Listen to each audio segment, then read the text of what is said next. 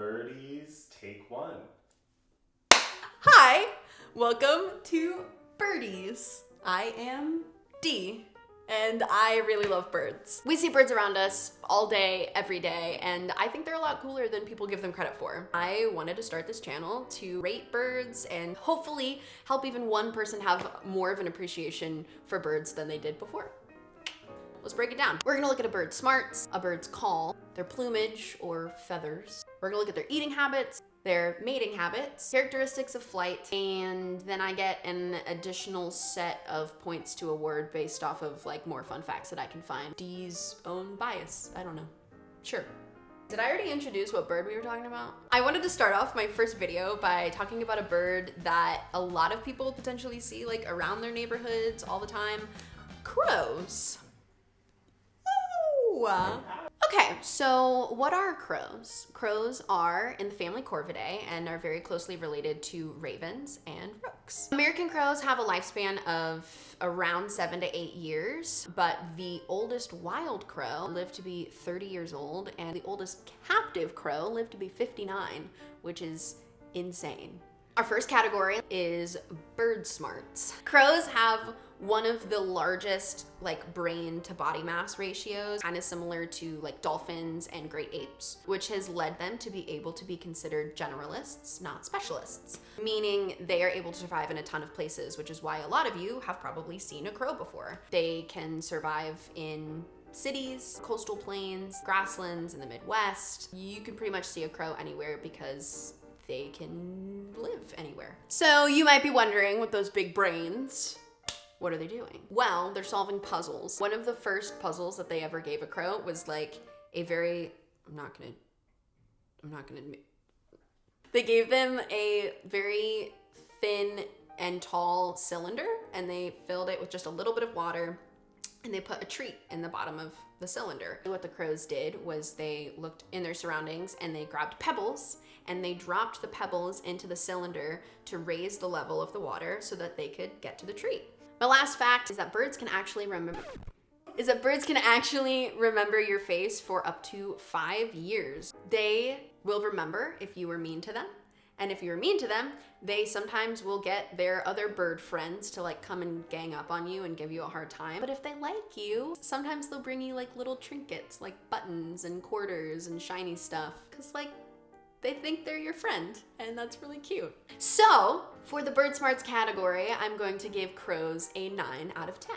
Our second category is a bird's call. Crows, going back to the fact that they are generalists, have over 250 different recorded calls. They even have like regional dialects. So like, a crow at the beach is gonna be different from like a southern crow, baby. Their calls aren't like, they're not like inherently exciting or anything, but the regional dialect is pretty cool, so I'm gonna give crows a 7 out of 10 for their call.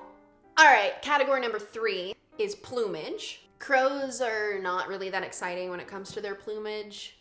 They have black feathers. There have been crows spotted in the wild that are leucistic, which means they have partial white feathers, or fully albino crows that are completely white. But there's not anything like crazy about their feathers. So for this category, I'm gonna give them a 4 out of 10. Next category in our rubric is eating habits. Crows are omnivores. They can eat just about anything. You will see them eating roadkill, seeds, human food, whatever it is that they can get their hands on to survive. They've pretty much evolved to be resilient little birds. Not a lot of birds can do that. Like, they have beaks specialized for the food that is around them, and if that food left, they would not be able to survive. Crows were like, nah. So for that, I'm gonna give them a 6 out of 10. Number 5, mating habits. Ooh. Crows actually mate for life, or most of the time they try to mate for life. There have been crows that have gotten divorced before. Probably not gonna put that in there, but there have been, just so you know. Anyways, they mostly mate for life. They also will fight and make up with each other, which is like so cute. They have been seen to like go up to their mate and like preen and rub up against them to say like, oh, I'm sorry. And then they'll like get back together, and it's like really cute. So typically birds, when they're trying to mate, will sing like really loudly to just anybody or any birdie that will listen. Crows don't typically do that. What they will do is find a bird that they think is a potential mate, and they'll walk up and be like really cute and quiet about it. And it's like a series of like coos and purrs. They're just a lot more like gentle and quiet about it versus some of these other birds that are like a lot more extravagant. Oh, a crow's song is also particular to its social group. So one crow's mating call is not gonna be the same as another crow's mating call. Now you know. Because of all of that, I'm gonna give crows a 5 out of 10 for their mating habits. For category number 6, we're into flight patterns. Crows are kind of confusing because they exist all over the frickin' place. Their migratory patterns are also all over the place. Crows that live in New England will migrate to a warmer place during the winter. Crows that live in Florida don't have to migrate. Some crows that are weaker that live in like the Midwest will migrate, and others are strong enough to be able to survive the winter there. Scientists are like, nah, they migrate, I guess. Also, a flock of crows like traveling about are called a murder. So for this category, originally I was gonna give crows a 3 out of 5, but them being called a murder is kind of sick, so I'm gonna bump it from a 3 to a 5 out of 10. Okay, dzone bias. These are really fun. I'm very excited about these. There have been crows in Japan that figured out what traffic cycles are in the city, and they will wait for a red light at an intersection, and they will take whole walnuts that like have not been cracked yet and drop them in front of a car's tires, and then wait for an entire traffic cycle to go through, and then go collect their walnuts.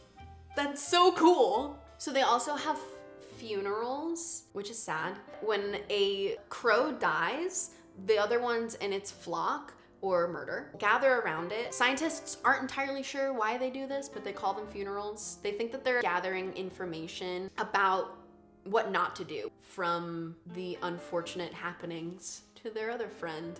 But they also think it could just be because they're sad.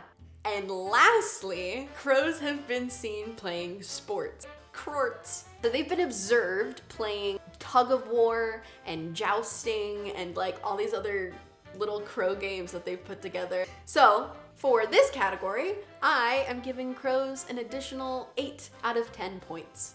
And with that, we've made it through our first bird. We did it! After tallying up all of the scores, crows get an average score of a 6.3 out of 10.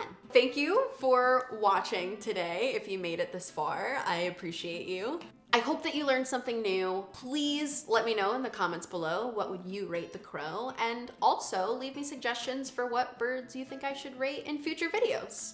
Lastly, do not forget to like and subscribe to my channel. Also, I put a lot of work into this chalkboard, so this took me like 45 minutes, and I'm not an artist, so